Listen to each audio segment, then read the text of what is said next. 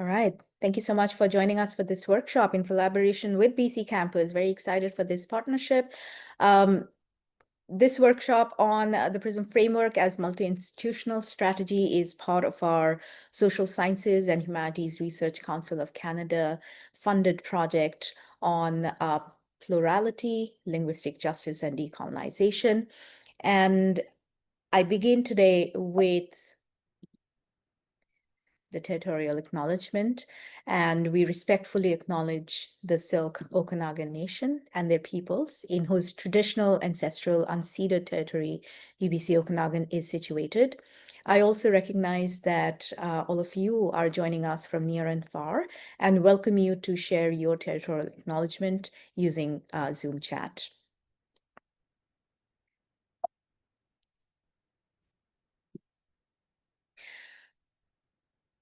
I have here with me some wonderful, wonderful colleagues. I am Anita Chaudhary, of course, Associate Professor of Teaching at the Department of English and Cultural Studies, University of British Columbia's Okanagan campus. Dr. Jordan Stout joins me. She's the head and professor of teaching at the Department of English and Cultural Studies at UBC Okanagan. Dr. Steve Marshall is a professor at the Faculty of Education at Simon Fraser University, and Dr. Jing Lee is lecturer with the School of Engineering at UBC's Okanagan campus. I'm also happy to have our graduate and undergraduate research assistants join us this morning, named Nadi, Ru Yao, Harper Christens, and Marcus Hopkirk. Next, I wanted to just bring up a little bit of a backdrop with the project, the SHARK project that we are working on. And briefly speaking, we are really looking at linguistic equity in first-year writing classrooms. We are attempting as a team to map a multi-dimensional Canadian experience on linguistic justice and decolonization. So with the project and in our attempt to advance conversation on linguistic justice or linguistic equity, in the summer of 2025, we organized a speaker series, and we'll soon share our project, our website link with you. But we invited Canadian researchers who spoke on the topic, and some of those recordings are available in our site. And in speaking to them, we began to recognize teaching and assessment approaches that would value multilingual and multicultural perspectives. So our hope is to build measures in research and pedagogy to advance equity, inclusion, and integrity in multilingual student experience in first-year writing classrooms. Now, bring it back to the workshop, this workshop for today. And we are planning to develop, in some measure, a foundational knowledge and match the PRISM framework to design activities that are culturally and linguistically responsive. We hope to further understanding of linguistic diversity and justice possibilities when responding to student writing, and finally reflect on the PRISM framework as a research-based frame to relation professional identities and to rethink our practice.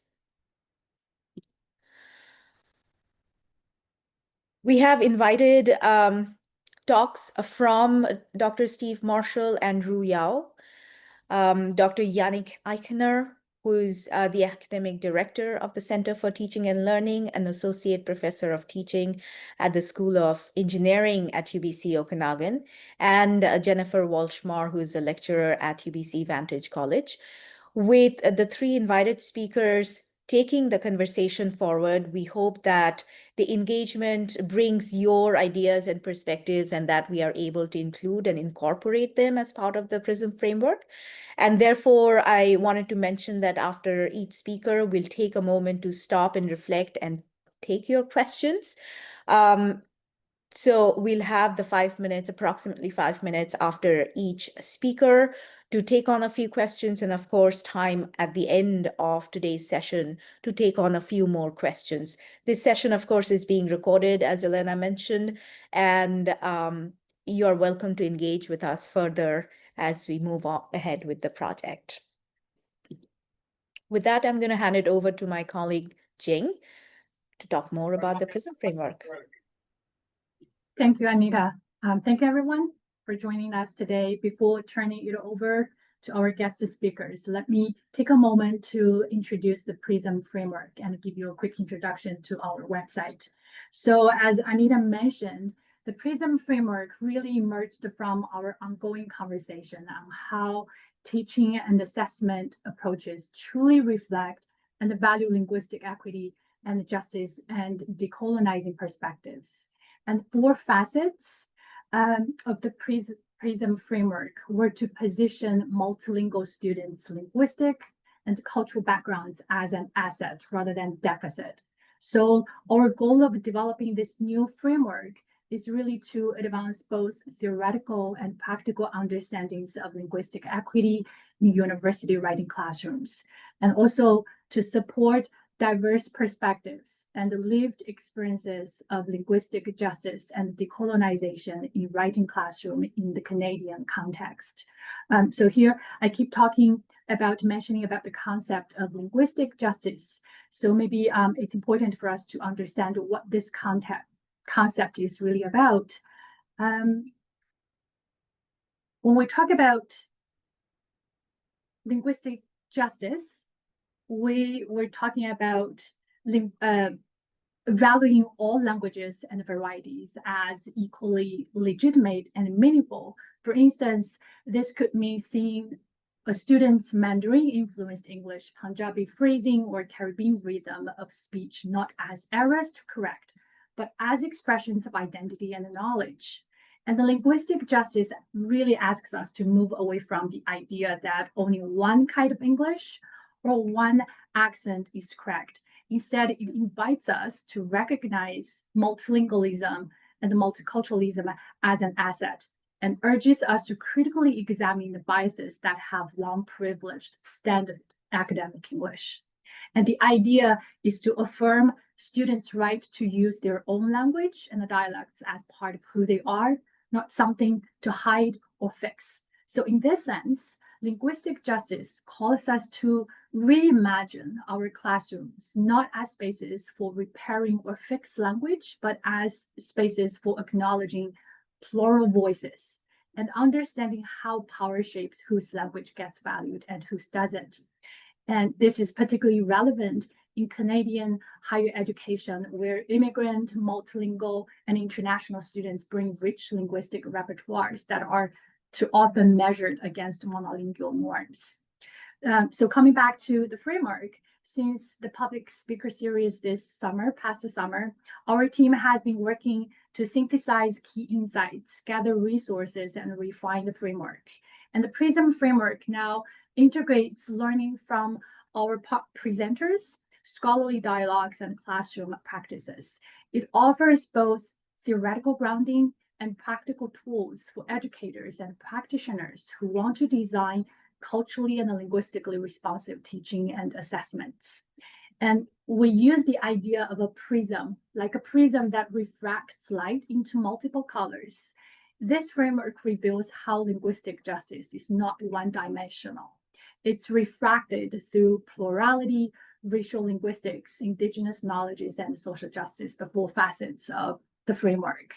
And each facet not only highlights a different lens of equity, but also offers entry point for reflection and action. So together they form an integrated framework educators and writing instructors can use to inform curriculum design, classroom dialogue, and institutional policy.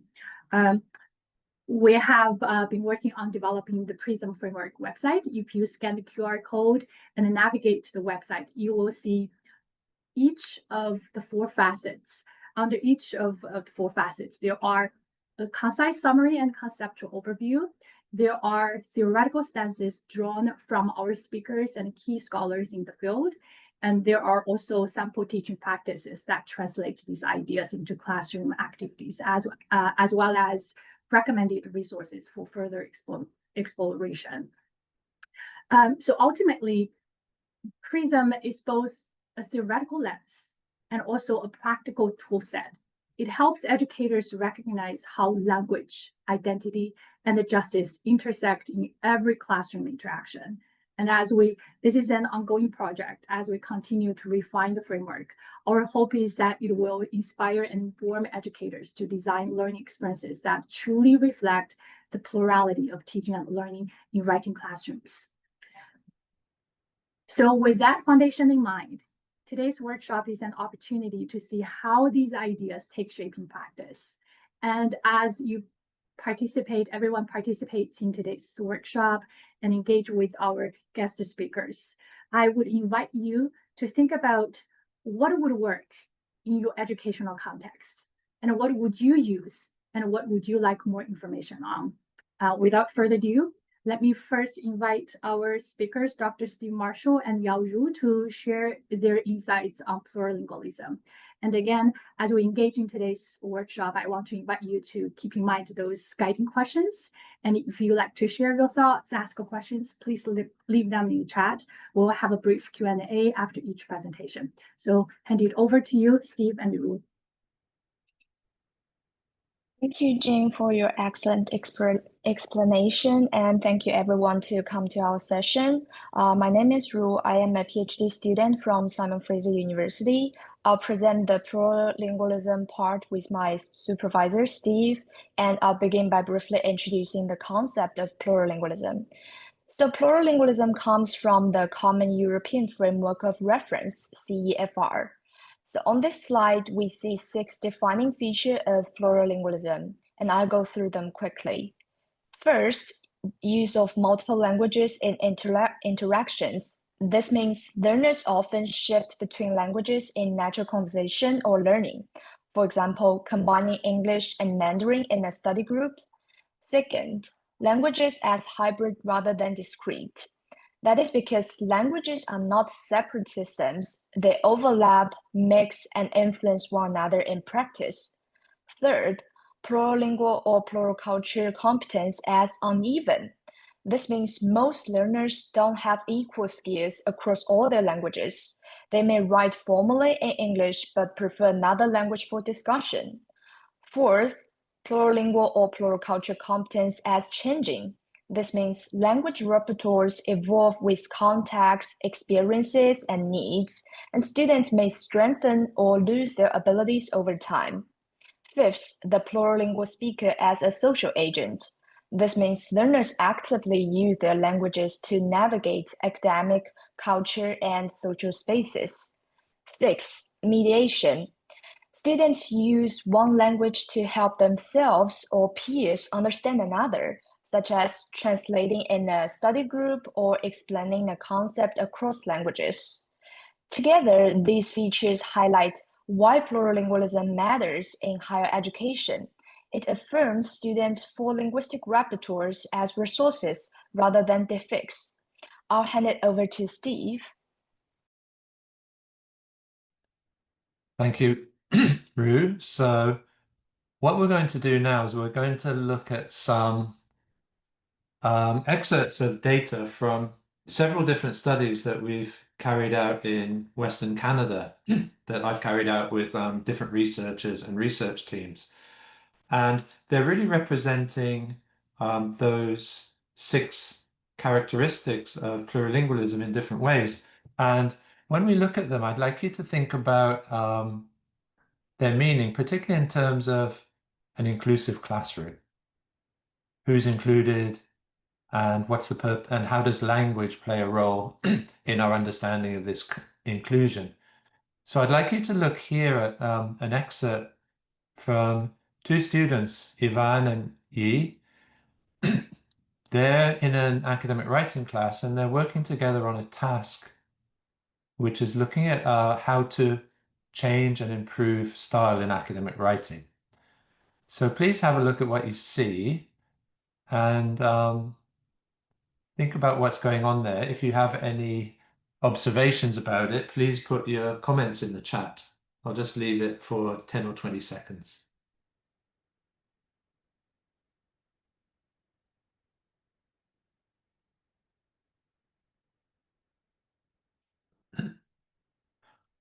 Okay, let's look at the translation. So what's going on here is this is an example of students using multiple languages, mixing languages quite freely in the learning process. And what we've found in our research is that there's often a very plurilingual process in the stages of creating the final monolingual product. So the question here is that this is an example of plurilingualism. It's two students mixing English and Chinese as they're learning. The important thing here is that looking at if you're an English instructor and you don't understand what they're talking about, you can see here that they're using their language as a tool for learning. It's a resource to engage with the content. And the other thing to think about here is, why are they using Chinese in this way in the class? Is it because their English isn't good enough? In this case, no. Both of these students spent many years in school in Canada. It's because they choose to. So we've got a comment from Victoria. They refer to academic writing always in English. To me, this means that academic writing is a concept that's tied to English for these students.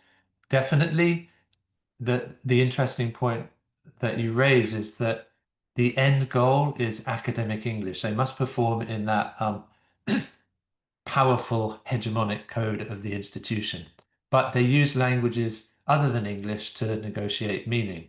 And from Celinda, code switching seems natural to these speakers, perhaps a reflection from their home life too. That's another great observation. Thank you. That this may indeed be how they use languages at home, but also in their peer groups. Okay, let's move on to the next slide.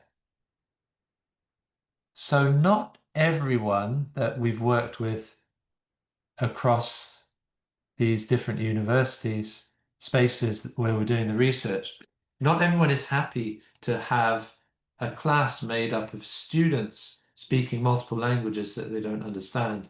So let me tell you a bit about Raj. Raj is a well-established professor teaching a first-year lab in applied sciences.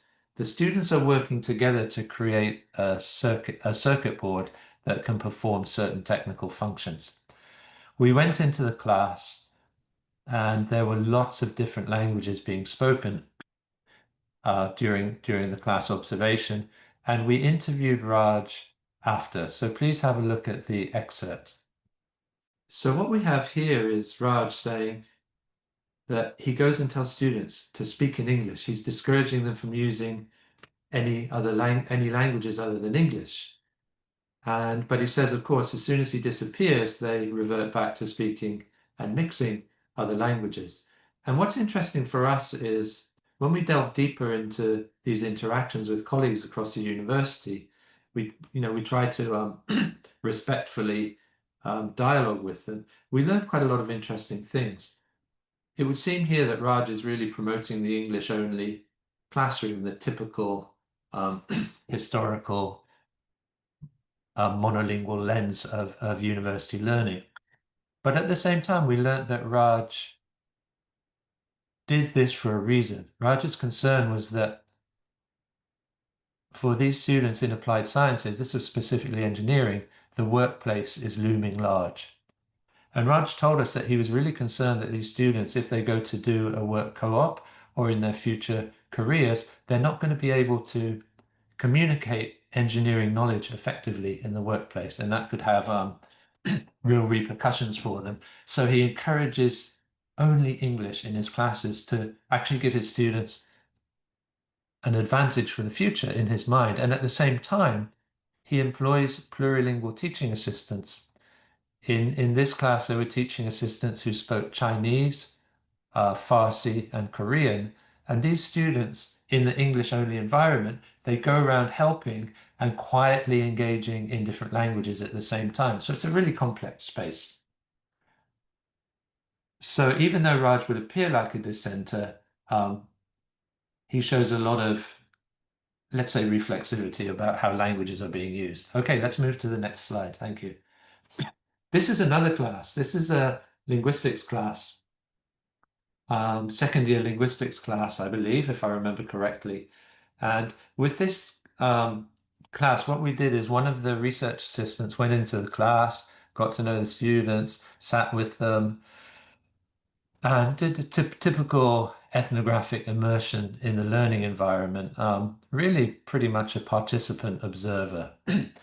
And when we go into these classes, we leave recording devices on the desks and tables because we really like to see how students are communicating. And two students here are talking about aspects of linguistics and phonetics, which I personally don't understand. Unboundedness, exhaustedness, extrametric, etc., etc. But what's really interesting for me is the highlighted areas. The first one is in English only. Headedness of something is left-headed. I assume that's to do with the linear aspect of language. And then the next interaction by Chen is mixing Chinese and English. There's an English term inserted into the Chinese utterance. And then in the third one, Chen is speaking Chinese only. So this is really interesting from a linguistic perspective. How does this happen? How is it structured? When do they use which language, etc.? But in applied linguistics or educational sociolinguistics or in the field of education and the field that we're working within, we're more interested in the reasons why this happens rather than how it's structured. So on the next slide, we can see some responses from interviews. So after the class, we interviewed students and we asked them, why aren't you using English to study? This is really interesting to understand the role that the languages other than English play in the class in terms of including these students. And we can see highlighted here, it improves our studies. They also talk about study groups above. In study group, we also use Mandarin to discuss problems. It creates a sense of closeness. It's easier for understanding each other. The next one was really interesting. In a group discussion, if I sit with native speakers, I feel stress. I can't catch up with them. I feel more comfortable, more confident. It helps my study. So what we see is that the use of languages other than English, when it's given a space for learning in these classes, is actually something that not only helps students with learning key course content, but also it helps their sense of belonging, their sense of safety and comfort in the learning spaces. Okay, we'll go through the comments in the chat at the end. When Ru was defining plurilingualism according to the Common European Framework of Reference earlier, point 6 was mediation. So as Ru stated, mediation takes place when in interactions there are gaps in comprehension. So on one level, this is just translating and helping people understand in groups where different languages are taking place. But on another level, it's also when individuals act as mediators to engage with course content when there are gaps in understanding. Ashley was the same instructor for the linguistics class that I showed you above. And she told us, I suddenly noticed that students of the same language background tend to sit together. Sometimes I hear them talking to each other in mostly Mandarin. I've definitely had students come to office hours in pairs or groups where one is a kind of translator for the rest, which is interesting. So students having study groups in their native language seems reasonable to me. One of them gets a concept a little bit better and can help explain it to the others. That seems great. However, Ashley also expressed a real concern that she has. And this is really the key tension in a lot of plurilingualism inspired educational pedagogies, let's call them that, is that her concern was that will these students be able to translate this knowledge that they're negotiating in languages other than English in academic English for their assessments? So her question was, is it beneficial for them to pass the course and get good grades to be using languages and other than English in the learning process? And I don't have an answer to that question, but that's part of the complex situation that we're looking at. Okay, I think we're ready to go to the next slide. So that's really just been a taster of some of the issues and some of the data that we come across in these research projects. We have instructors who actively embrace plurilingualism and diversity in their classes, and we have others who try to rein it in, but not necessarily rejecting the use of languages other than English all the time, but trying to figure out ways to to allow, encourage language use that's good for everyone. So what are the implications of what we've been talking about for practice in higher education? Well, there are many, many implications, and we could talk about these in a 4 or 5 hour session. But we've put down a few questions to consider. So the first one, if we're instructors, should we tolerate, encourage, or discourage students' use of languages other than English in our classes? Is it always beneficial for us to create these plurilingual friendly spaces in our classes? Some colleagues feel that this is doing students a disservice if we're not encouraging everyone to use English. After all, English is the medium of instruction of the university. So there's a real tension there. Next question, does it matter if instructors and students don't understand all of the languages being used in their classes? Is this taking inclusion too far? So the issue here is sometimes instructors, but also students have said, sometimes I'm a bit uncomfortable in the class because we've got groups of students speaking this language and that language, and I'm kind of on my own, or I'm with like a couple of other students. We don't have, I only speak English, or my language, there's no one else who speaks it in the class.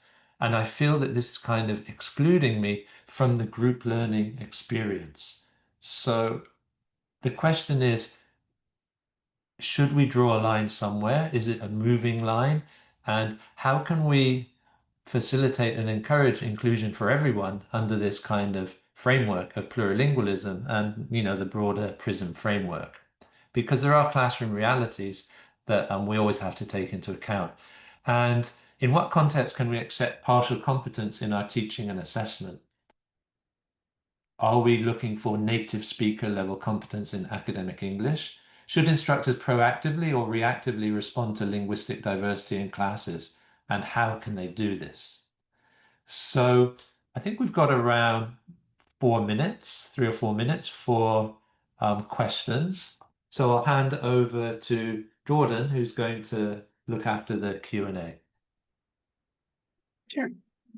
Thank you so much, Rue and Steve. And I see there have been a couple of great comments in the chat, which Rue and Steve have already picked up on, but please feel free to contribute others. Perhaps to kind of get this started, I can add a thought. Since I have recently taken on some administrative roles, I've been thinking about how some of these issues might, are intertwined, I guess is a way of putting it, with administrative aspects. And I know some of the instructors I talk to have concerns about doing their job and preparing students for next stages of their education. And of course, how administrative oversight might impact that. I don't know if Steve or Rue, you might have more to sort of say about that sense of, I guess, responsibility that instructors feel in moving the sort of plurilingual conversation forward. So I can start off the response to that. The instructors we've worked with are so different. we've had instructors saying, look, I'm not an ESL teacher. I'm not, I'm not doing anything related to language. This is content course. So we've always got the distinction between language and content, which has, different representations in a biology class than in a world literature class, for example. And we've also engaged with instructors who they think that students in their class, if they're not using English, they're losing out on the chance to become proficient English speakers. But often they don't realize that these students who are speaking, I don't know, Chinese or Korean or Punjabi, they were born in Canada, or they went, they've done 10 years of school in Canada. So it's not a matter that they cannot speak English. It's often a matter of they choose not to for numerous reasons. So the first thing is really from administrative perspectives and working with instructors and trying to give guidelines and advice. It's so complex, the sociolinguistic situation in our classes, that our roles as administrators is to respectfully engage with colleagues and try to not necessarily educate them, but to have discussions about the meanings and the reasons for what's going on in their classes, and advise them on how they might want to respond to it. But I would never go against or look down on instructors who say, we're only using English in this class, use your languages other than English outside of the classroom.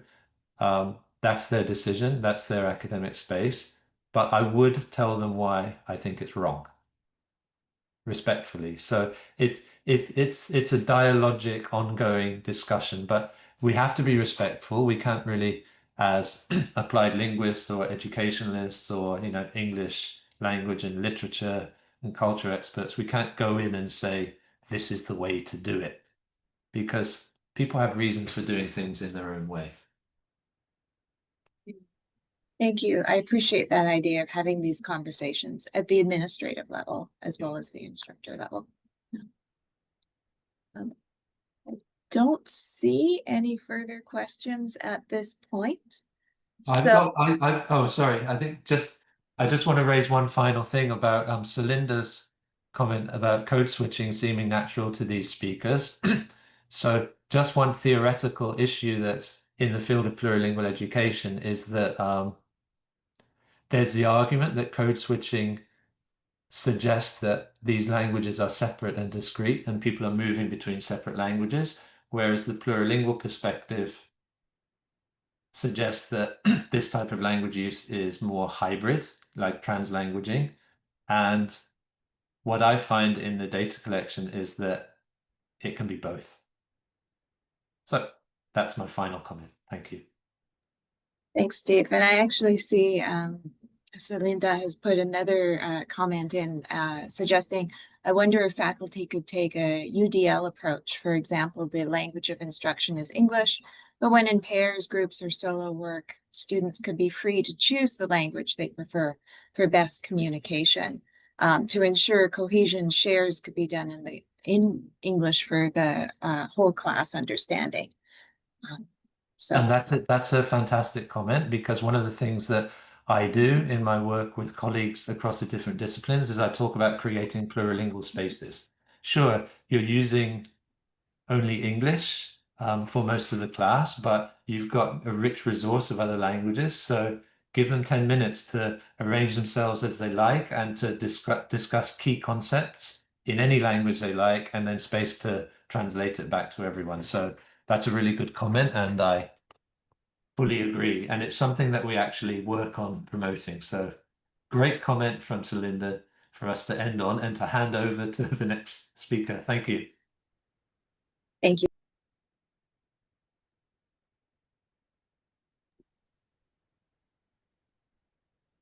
Okay, thank you so much.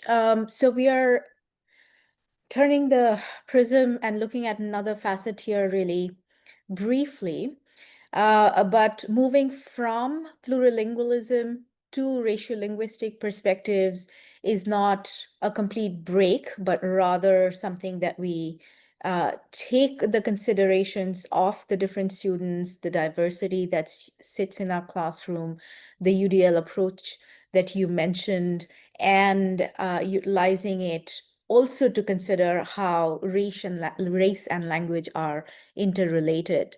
So with the consideration towards racial linguistic perspectives, we are together thinking about how the PRISM lens can be utilized to address the discomfort or the uncomfortable quietude of marginalized voices.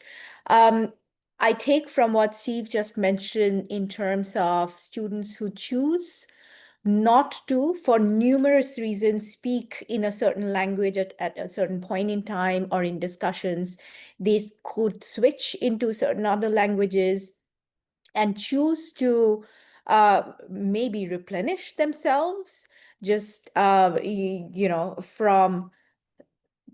from the expectations of speaking and performing academic English, or the very many other reasons that they are moving and kind of laying low on the use of English, and what that means from how they occupy spaces in the classroom, really. So can we allow marginalized voices in the writing classrooms to feel that safe space, or that conceptualization of safe space, so that diversity and sociocultural experiences, their individual histories, their individual and community practices can come to the fore and can become part of the classroom dialogue. This facet of linguistic perspective, of course, aligns very well with Alim's work in this area, which recognizes, and I quote, a racialization as a process of socialization in and through language as a continuous project of becoming as opposed to being. So in being part of our classrooms, can we allow within our pedagogical practices room for people to come in and inform us how they learn better, and the experiences that they have carried and learned through their lives to become part of the learning process as well. Now, how would we strategize such a diverse mix of experiences? How would we utilize this diversity as a privilege, as something we can utilize towards the learning, towards the core syllabus that we have put into practice? And so some of the things I mentioned here are really recognizing racial identity, their perceptions, personal and emotional experiences of teachers, and not just students, to see how those influence pedagogy. So really highlighting on the fact that we as individuals, we go in as instructors or come in as teaching assistants, students, and we carry along with us this body of experience, but this body of knowledge as well, that ties in, that we are quite able to transfer from one course to another, from one experience in the community into another space, and learn together. So can we create assignments and think about leaving a bit of room for that individuality to come together, and how? So therefore, in selection of material that could show, in our assessment practices, we allow room for that dialogic moment to come alive. And that's where linguistic or ratio-linguistic perspective in particular comes to the fore, where there is a sense of harmony that we are attempting at, may not be successful at every point or every classroom, but we are performing with the agenda that with the recognition that there are these differences that we can perhaps bring to fore. Jordan, did you want to talk about Sarah Humphrey's work really briefly? Sure. Thank you, Anita. Yes, I'd like to also draw people's attention to the work that Dr. Sarah Humphreys and her team have recently done at the University of Victoria in thinking through writing and power relating to some of the issues that Anita was just mentioning. and particularly in relation to Canadian institutions where we haven't had some of these position statements in the way that have existed in the US through the 4Cs, for example. So the link on the slide, which of course you'll be receiving, connects to their policy document, which talks about supports for writing and instruction and changing perceptions, particularly in relation to writing faculty who are sometimes precariously employed, and therefore that sort of limits their ability to make change. I'd also like to draw your attention to the work of Angelica Galante, who's linked in our website. And Angelica's work really asks us to rethink how we understand language and power around some administrative decisions like entrance requirements that are based on linguistic proficiency, and also around support and funding for multi and plurilingual students. And so two really valuable sets of research. Okay, I think we are ready for our next speaker though.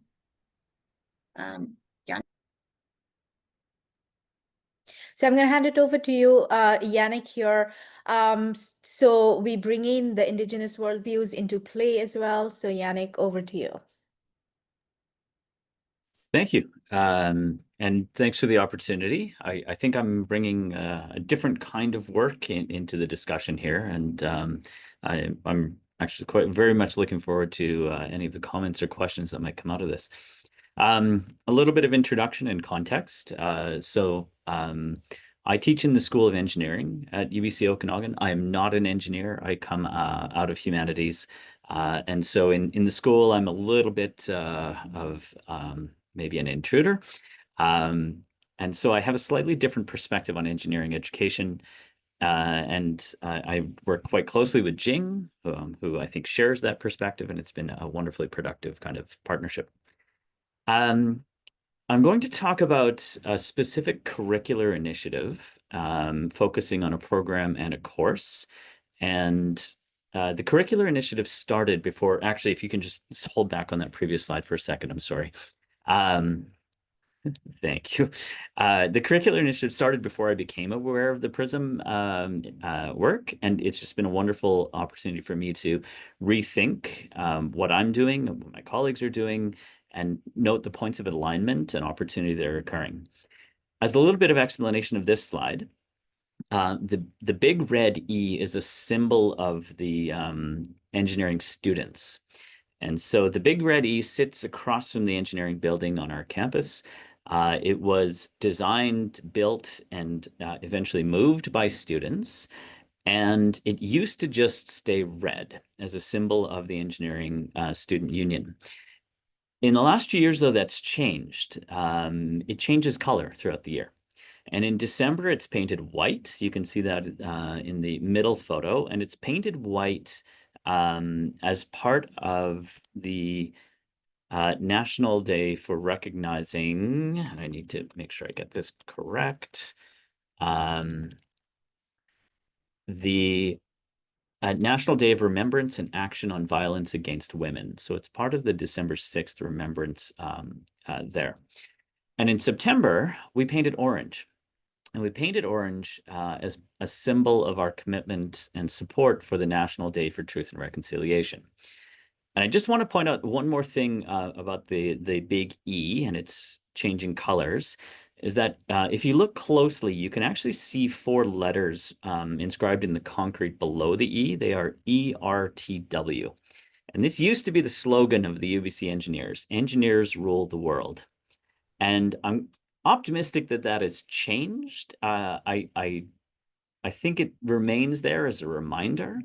But I do want to connect back to that and what that means for maybe the curricular initiative that we're pursuing, just because I don't think we actually are still working in that mindset. So if we could go to the next slide now, that'd be great. Thank you. So by way of a little bit of context here, The engineering undergraduate program, as many of you will know, is an accredited program. It's overseen by a national body as well as a provincial body, and it is a path to professional licensure. And I think that's important to remember when we're thinking about particularly practice and identities, and maybe as we rethink both the experiences of students and the instructors in the program. The undergraduate students specialize. They will take mechanical, civil, electrical, or other similar specializations, but there are core courses throughout the program, and that includes 2 communication courses. And so that's part of what I'm going to talk about here in a little bit more detail. The other curricular context that I want to highlight is that of the decolonizing and or indigenizing context here. So we work from the United Nations Declaration of the Rights of Indigenous Peoples, the Truth and Reconciliation Calls to Action, as well as the provincial legislation around the Declaration of the Rights of Indigenous Peoples. We also work within other contexts. Engineers and Geoscientists BC and Engineers Canada have both produced recommendations or guidelines around how engineers should engage with Indigenous communities in their practice. And at UBC and within the Faculty of Applied Science and within the School of Engineering, we work with action plans and strategic documents. Those include UBC's Indigenous Strategic Plan and the faculty's and the school's own Indigenous engagement plans. So there's a lot of context that goes into the curricular initiative that I think might be on the next slide, if I remember correctly.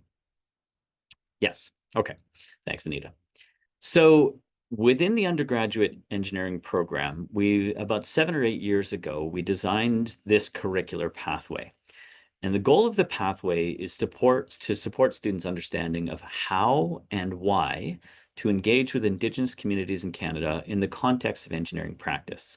And there we mean study, research, and professional practice. And because the students have core courses, we were able to build this into almost every student's degree program. So it starts in first year with a course on sustainable design, scaffolds into a second year course on technical communication that Jing and I actually both teach regularly, builds then into a third year course in project management, and a fourth year course finally in law and ethics. And I want to highlight some of the work done in that second year course, technical communication. So if we go to the next slide, the course, some of the learning outcomes here include being able to communicate ethically and effectively in a variety of situations, apply principles of intercultural communication, and collaborate effectively in communication contexts. And as the course has developed over the last 10 years or so, one of the pieces that has gained more emphasis is something we call the Indigenous Community Communication Project, or the ICCP. And this is a team-based semi-fictional course project. And it's semi-fictional because we make up a company and we assign the students a fictional project, usually in the field of sustainable energy engineering, but we assign them an actual Indigenous community to research that they might then think about developing an engagement and communication strategy with. And so the goal of the project within this semi-fictional context is for the students to prepare their fictional company to engage with the community, including by developing a communication strategy. If we could go to the next slide, I just want to sort of map out how the project started and what some of the engineering context was by highlighting those communication pieces. So many of you will be familiar perhaps with the consultation approach to engagement with Indigenous communities. This was not limited to engineering, but it certainly was a defining element of how engineers were expected to work with Indigenous communities. This was very much a checklist approach, and it was a product of the federal government's fiduciary duty regarding Indigenous communities in the country. And again, as some of you may be familiar, this regularly failed. And it regularly failed for a number of reasons. But a couple that I want to highlight here were that it was a very, very paternalistic approach, we might say, where engineering companies and engineers would approach Indigenous communities with an idea of how to help them or how to save them or how to intervene and provide expertise.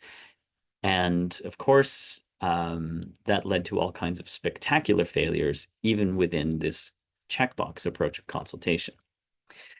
That approach has shifted, and now there's a better understanding that this should be more of an engagement approach. And obviously there are implications for communication there. And a key idea here that we work with is this phrase, nothing about us without us, which is, I think, very common in a number of equity-focused communication strategies, but particularly important in this one, because it signals what is a crucial change in communication practice and engineering practice. And that's a result of changing legal and ethical contexts, both nationally and provincially, and actually internationally as well, as UNDRIP has become better understood. So we work with our students to help them understand this shift in approach and the implications there for communication. But now we're also working with this idea of knowledge mobilization, or how we might move past a decolonizing approach to an indigenizing approach in this fictional project, but also within the larger curricular initiative. And there I'm thinking about a couple of specific things. One is that idea of trying to incorporate Indigenous ways of knowing and being, or Indigenous worldviews, within our teaching and learning, and what that might mean eventually for engineering study and practice. And we're also working with this idea of building capacity. And building capacity here, I'm thinking of 3 different groups. One is within the students or the learners in our classes. How do we build capacity within that group to better understand the communication approaches that are required to mobilize knowledge and engage effectively with Indigenous communities? Another group that I'm thinking about is those Indigenous communities themselves. We're working with a cohort of Indigenous PhD students who are working towards capacity building strategies within specifically First Nation communities in Alberta and British Columbia. And so there's an idea there of how we consider that and what that means for, again, our communication instruction. And finally, and this one is just as important, is how do we build capacity within our instructor group? We know anecdotally and through some scholarship that one of the greatest barriers to this kind of approach, this shifting from decolonization to indigenization, is instructor confidence and competence. And so we're really strategically thinking about how to build capacity within that group to move forward. One last slide, and I just want to share this as a specific example of how we might rethink identities and rethink practice within sort of this alignment with the PRISM framework. I have 2 images on screen. One is of Dr. Jeanette Armstrong, who is just an incredible resource and faculty member at UBC Okanagan. Dr. Armstrong's initial work was very much in the area of language, linguistics, and translation and interpretation, specifically with Syilx knowledge and language. And the other image I have on screen is of a coiled fiber rope that is actually made from a plant that grows in this area. And the reason that I have these images up is because I've learned through Dr. Armstrong that Syilx, or the Syilx language, the Syilx people, the Syilx word actually can be translated as the ones who coil. And similarly, there's a word that roughly can be interpreted as a leader or a chief in some kind within the Syilx language, Ilmicham, which can be the one who coils or the one who brings together people to participate in this coiling.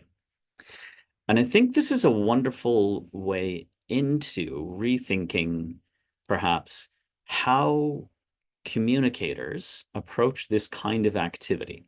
And we're working specifically within engineering education and practice, but I think there are also broader implications for how we might then think through how we shift from decolonizing to indigenizing our practices and the implications that might result.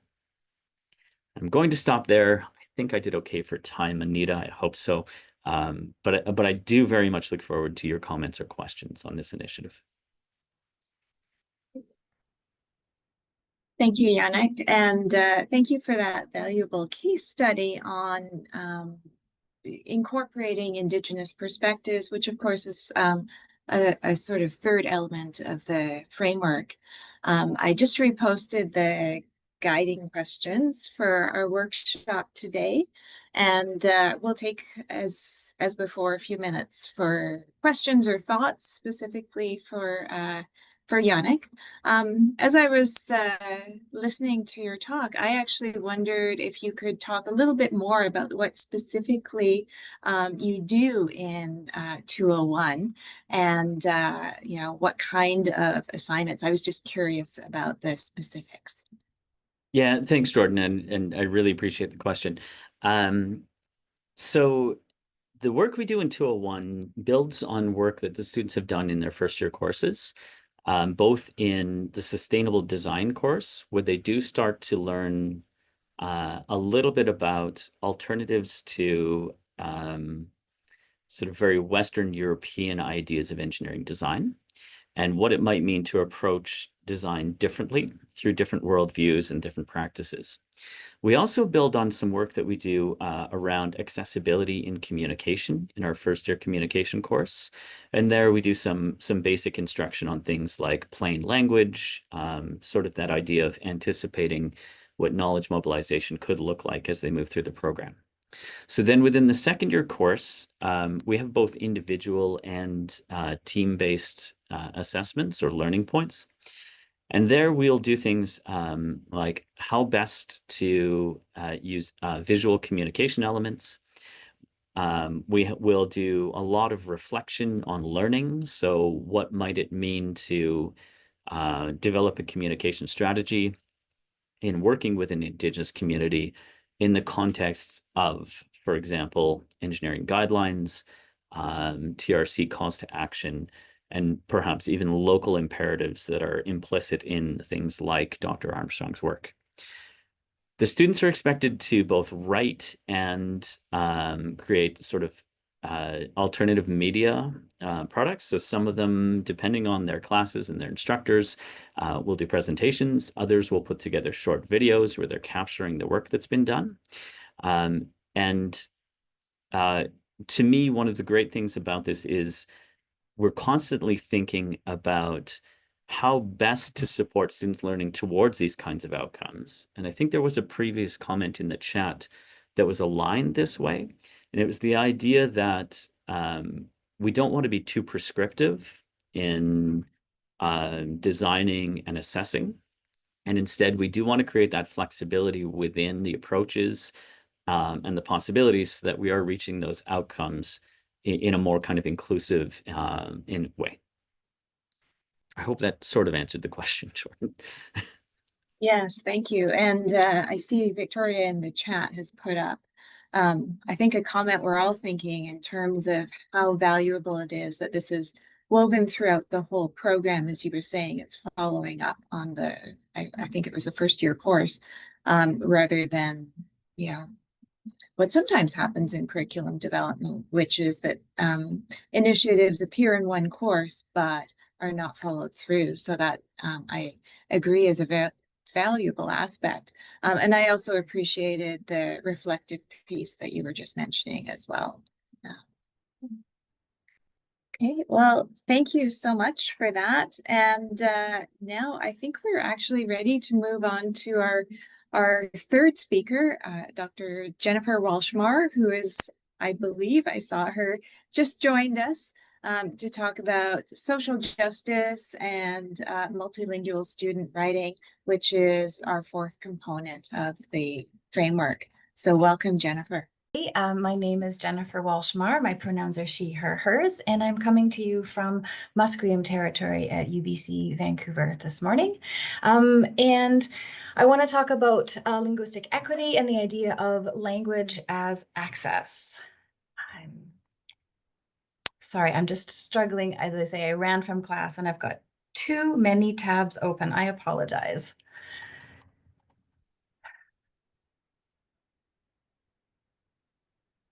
This is the one I want. All right, there we are. Languages access. So students in British Columbia have tremendous linguistic repertoire. We have thousands of multilingual international students studying here, but not to mention the linguistic diversity within all of our communities.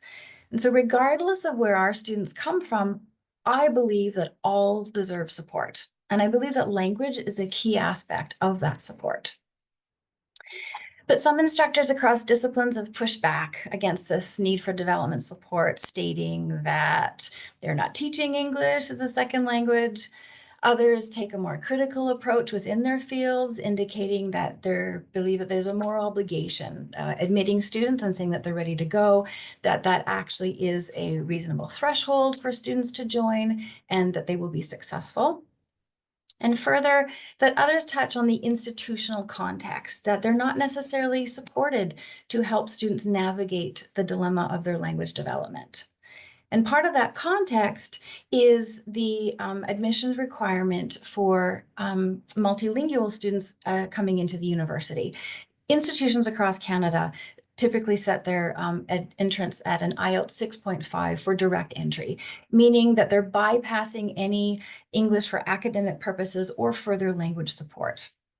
And I can see the band here at a 6.5 that indicates that English study is needed for linguistically demanding academic courses.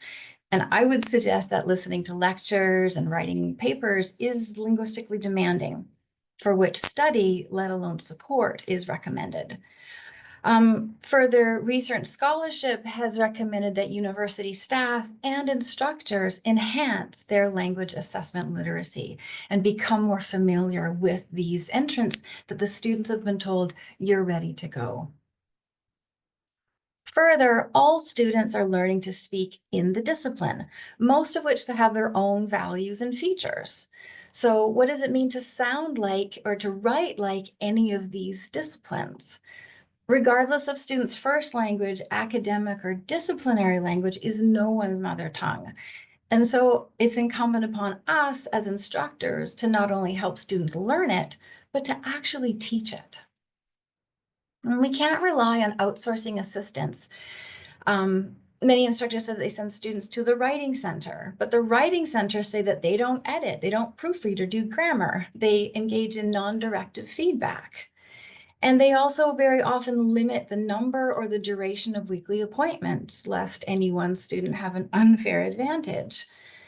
Many writing centers hire peer tutors that are not get the guarantee that they'll have the same communication conventions of a particular discipline. And so Natarajan et al. Say that viewed through an anti-racist lens, these race and disability neutral policies actually can really negatively and disproportionately negatively affect minoritized writers and tutors.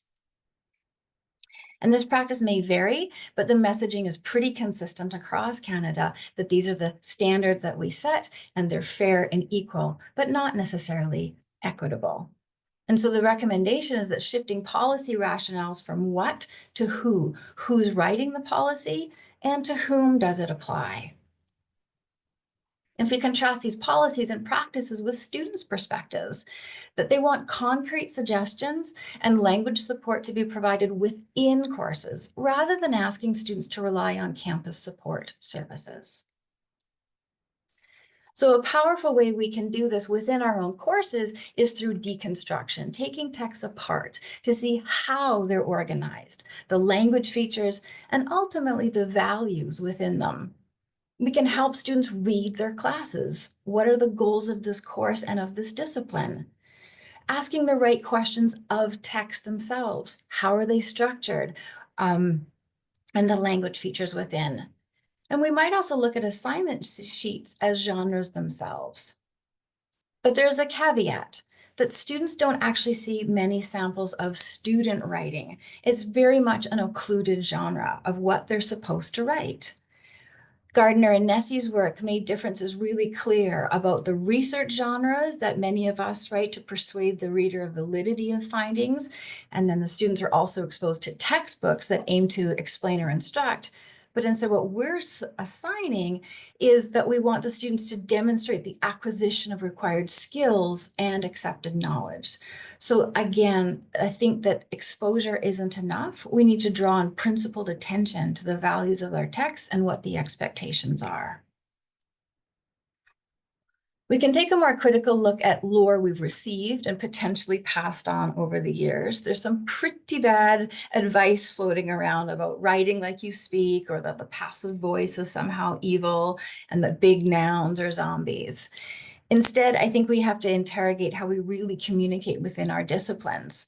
So asking questions such as, does a paper in your discipline typically begin with an example or anecdote and something really concrete? Or does it begin with a theory and then exemplify it? And how much and what type of detail does each require? Do we write in full paragraphs or in dot point? Does a closing sentence summarize, synthesize, provoke, or preview? And what's put in the past? What's present? And how do we talk about what might be? A surprising feature that many of us expect without necessarily realizing it is definitions. They function as an opportunity to articulate foundational knowledge and establish frames of reference. This is why they're so common in exam short answer questions. Further, the ability to define words makes a unique contribution to the quality of students' writing, even if we remove other factors such as grammar, fluency, or accuracy. As instructors, this means establishing that shared understanding of terminology. And so one way that we can do this is through those assessment criteria. What are you looking for other than thinking that you'll know it when you see it?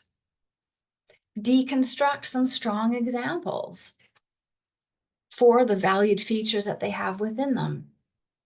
But also deconstruct those weak examples. What are the common pitfalls that students make? And then use those to make a user-friendly rubric. And by user-friendly, I mean for ourselves as instructors and maybe any TAs that we might have marking, but primarily for students planning their assignments. Also establishing a rubric like this can also help us reevaluate what our priorities are in our pedagogy. Another way to foster student inclusion and equity is through community building. So most of us think of community building as sharing space in a class, but with hybrid models of instruction and engagement, there's opportunity for community building in the margins of assignment readings. Instead of summarizing just the main points and trying to come up with a pointed observation each week for a discussion board, which is pretty easily outsourced to generative AI, social annotation allows for more relational dialogue with questions and responses, and even attention to turns of phrase and how those key terms are used within course texts. We might also engage in supporting peer review, supporting the how and the why of peer review, giving students additional perspectives. So these are quotes from another research project where students are saying, it really helped them to learn others' perspectives and exchange opinions and getting inspiration from talking with one another. So the content, but also the community. And training and education aren't purely for employment. Ultimately, we are working not only with, but for community. So public or civic writing takes writing into the real world. Perhaps instead of a typical essay being the endpoint, students might rework their research project into something and correspondence, email, advocacy to someone who might be able to do something about it, reworking their essays into outreach, blog posts, letter to the editor, somehow taking the knowledge that they've brought in the class, rejigging the features of it for a different audience, and then taking it to the community. Thinking of Margaret Mead, who said that never doubt that a small group of thoughtful, committed citizens can change the world. Indeed, it's the only thing that ever has. So advocating for engaging in disruptive practice. That recognizing difference is an important antidote to universalisms that really erase or assimilate values. Others in values can generate intercultural learning, mutual respect, expanded realms of understanding. And in our current context of internationalized higher education, that awareness of differing cultural values and ideal types can really expand our pedagogical practices and getting us all closer to broadened worldviews. Freire wrote that critical thinkers are committed to change required for a continued humanization. And I believe that this is really an important aspect of the work, regardless of the disciplines in which we're working. And in engaging in making making language more explicit and accessible, we are opening up the realms of what the standardized forms are, what the broadened forms are, who the different audiences are, and really expanding on that further and broadening it. So not only disrupting the white listening subject that Flores and Rosa have talked about in terms of ratiolinguistics, but also the reader as well, and expanding beyond just the normative context of academic writing. So thank you. And I have some references that anybody is welcome to take a look at in the recording afterwards.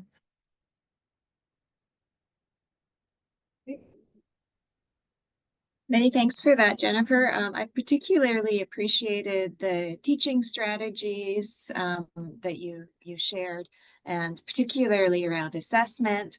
Part of our work with this project has, of course, been to connect the theory to classroom practice, and so I really appreciated that aspect of your presentation. Thank you. So, yes, thank you. And so I think we're at the point in the session where we'd like to open it up for discussion. And of course, we've had our guiding questions asking people to think a little bit about what works in their educational context, and of course, what questions and what they would like more information on.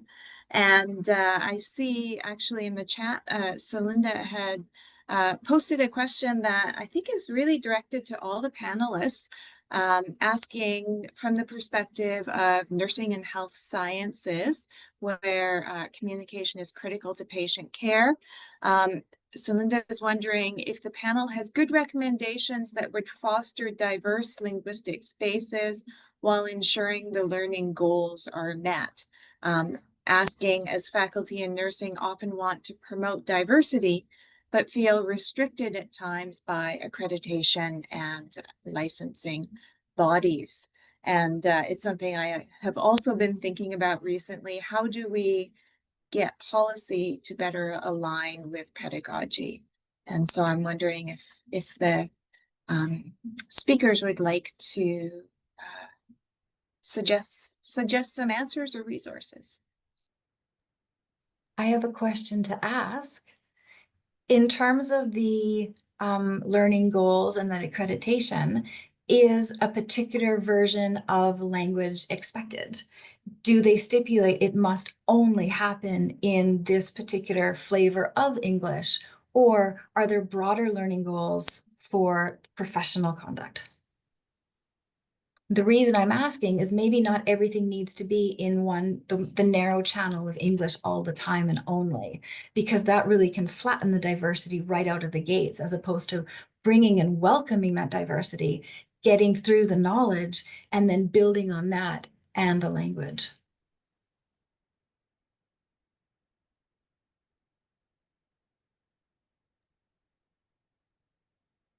Can I add a comment?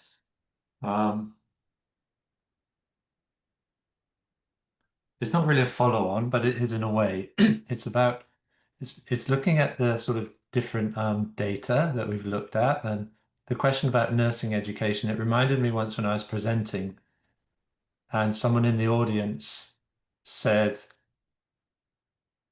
"Well, you're showing data from an academic writing class, and you're showing data from engineering, and you're showing data from no, I didn't show data. And they said, my research is in the field of medical education and English language. And they said, in your writing class, no one's going to die, right, if you get it wrong.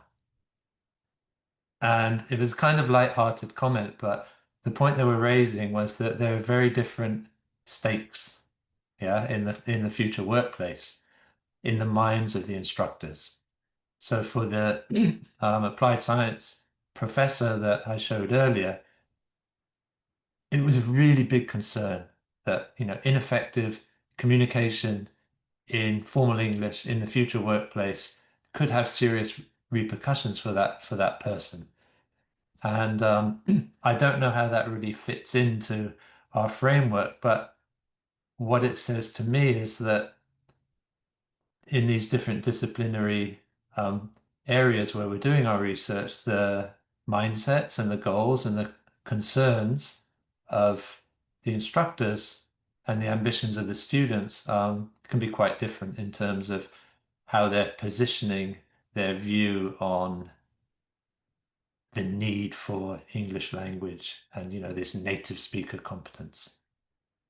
So I just thought I'd share that because it was intended as a light-hearted comment, but it was actually quite deep for me. I'm curious if anyone has any comments about that.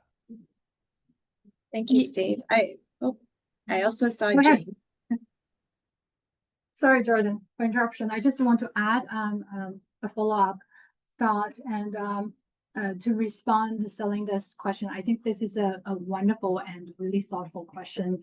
And as a communication instructor in engineering, I definitely feel the same. Sometimes, on the one hand, we want to promote this diversity and linguistic justice. On the other hand, we may feel restricted because of the accreditation or licensing bodies. And when we take a look at the different facets of the PRISM framework about plurality, about linguistic justice, I think these concepts are not really about turning every course into a language class. It's about recognizing that language is the medium through which all knowledge is created, shared, and communicated. And this is part of the core of our communication courses in engineering.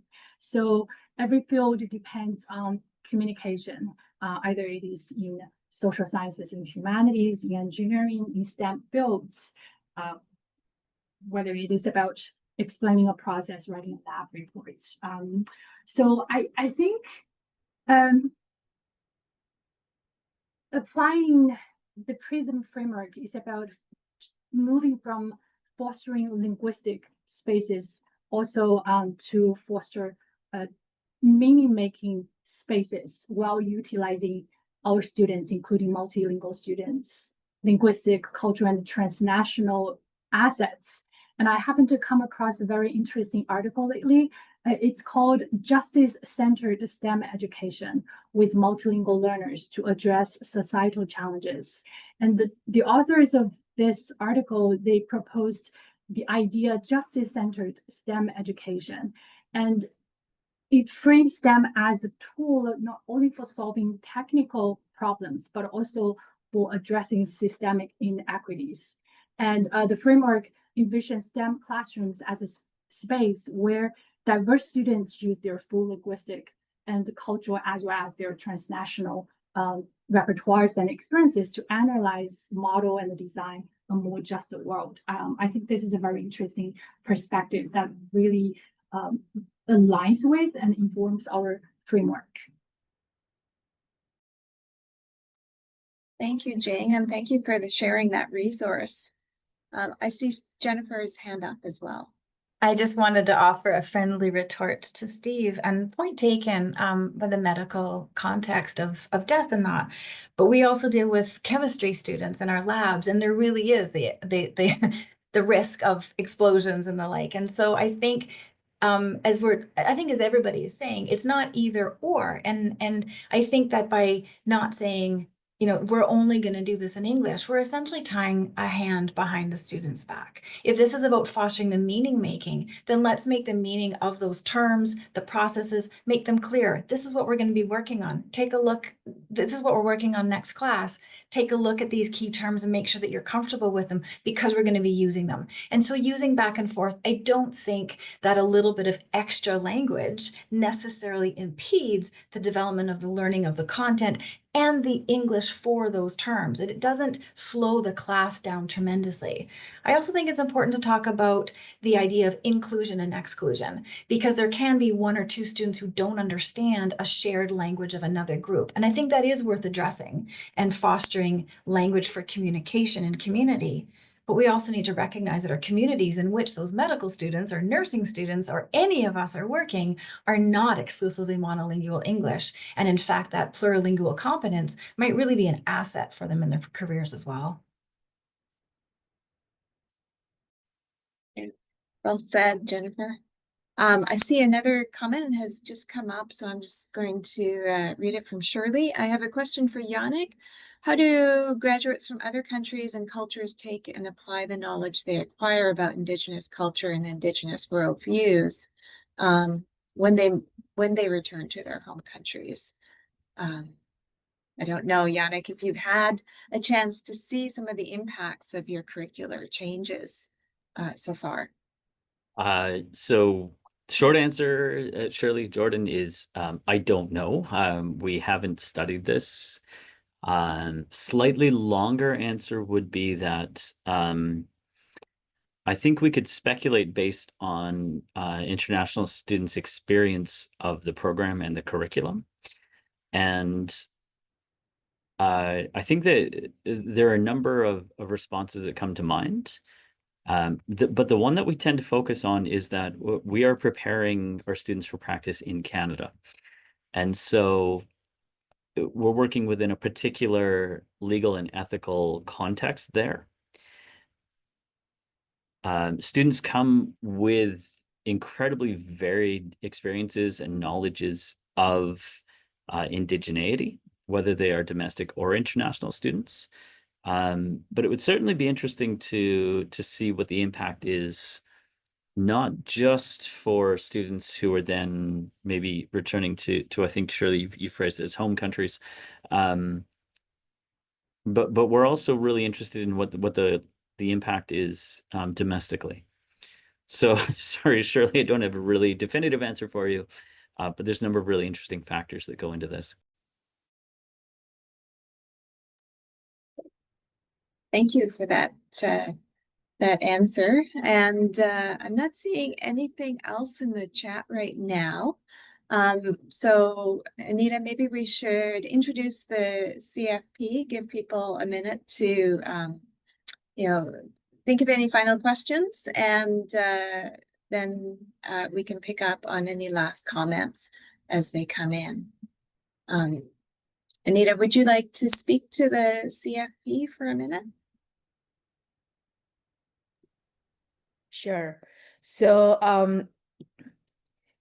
the idea behind putting together this edited collection on addressing current issues in teaching first-year writing to multilingual learners and the plurality, linguistic justice, and the decolonization aspects that we have been talking about in this session, but also that have come up in previous discussions we have had with researchers in different conferences.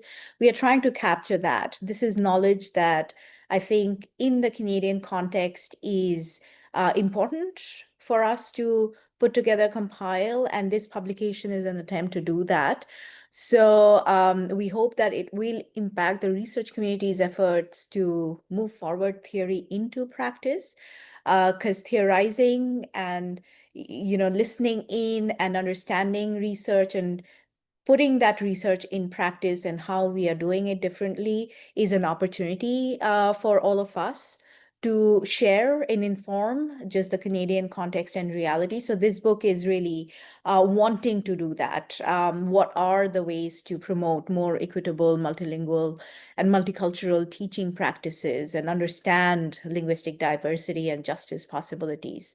So to address this want to move from theory to practice and the Canadian context, we have planned for this edited collection to be structured in 3 sections, looking into theory, the practical context of examples, innovative practices that you are utilizing, and or actionable strategies that you have implemented, the program changes or the program development work that Yannick talked about, for example, an assessment. How should we be assessing students differently to encourage or enhance that linguistic justice and decolonization efforts?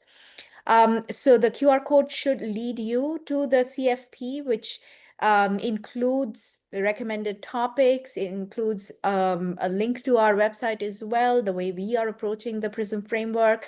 But it really opens up the invitation to learn from you in terms of how you're responding to different student needs, the policies that monitor, control, inform how we teach students, and so on and so forth. So at this point, by January 4th, we are looking for a shorter chapter proposal, 1,000 to 2,000 words, to really understand where you're coming from, the concern, the mission of your work. And thereon we will get back to you, and the final work needs to come together by sometime in May for review and such to continue on. Did I miss something, Jordan, Jing, Steve, that you'd like to add? Please go ahead. Nothing to add from me. Thank you. I think you covered everything. And thanks everyone for attending today. Really appreciate your comments and engagement. It's been a really nice session. Thank you. Yes, Victoria also, just before we leave, had a resource which I believe she has just shared. I see in the chat, it just came up. And Rue also made I think, a really great comment about her experience as an international student, just to draw your attention to that. But I realize we're out of time, and thank you so much, everybody, for your participation and for the wonderful discussion today.